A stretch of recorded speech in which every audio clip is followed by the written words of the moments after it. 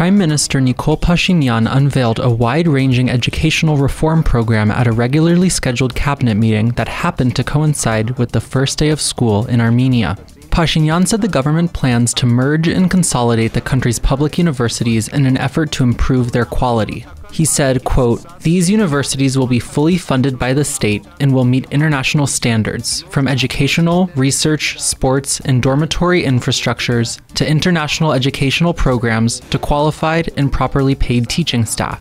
As part of the consolidation efforts, the government will build a major university complex in the town of Ashtarak, located about half an hour's drive from the capital, Yerevan. In addition, Pashinyan announced efforts to raise teachers' salaries, modernize technology and equipment used in schools, open new educational facilities for children living in rural areas, and attract foreign university students to Armenia. Prosecutor General Artur Davtyan put forward a proposal for Armenia to introduce capital punishment for treason, arguing treason cases, quote, "need the strongest punishment, up to the use of the death penalty." Armenia's constitution currently bans capital punishment, and so constitutional amendments would be required to reintroduce the death penalty. Importantly, the country has no international obligations preventing it from reintroducing capital punishment if the constitution were to be changed accordingly. Davtyan added that he has been in touch on the subject with Justice Minister Karen Andreasyan, who is chairing a council aimed at examining possible constitutional reforms. Ruben Vardanyan, a well-known Russian businessman and philanthropist born in Armenia, announced on Facebook he had renounced his Russian citizenship and moved permanently to Karabak.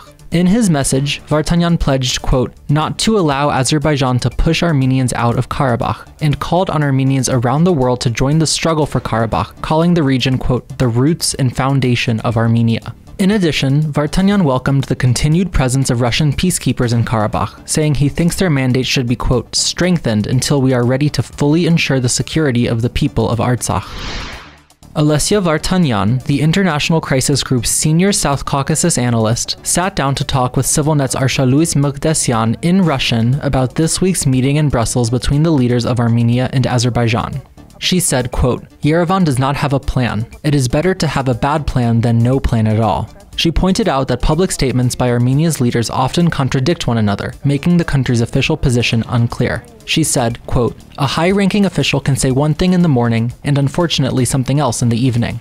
Vardanyan also argued that Armenia's response to recent events have been more reactive than proactive, another factor impacting the country's ability to conduct negotiations.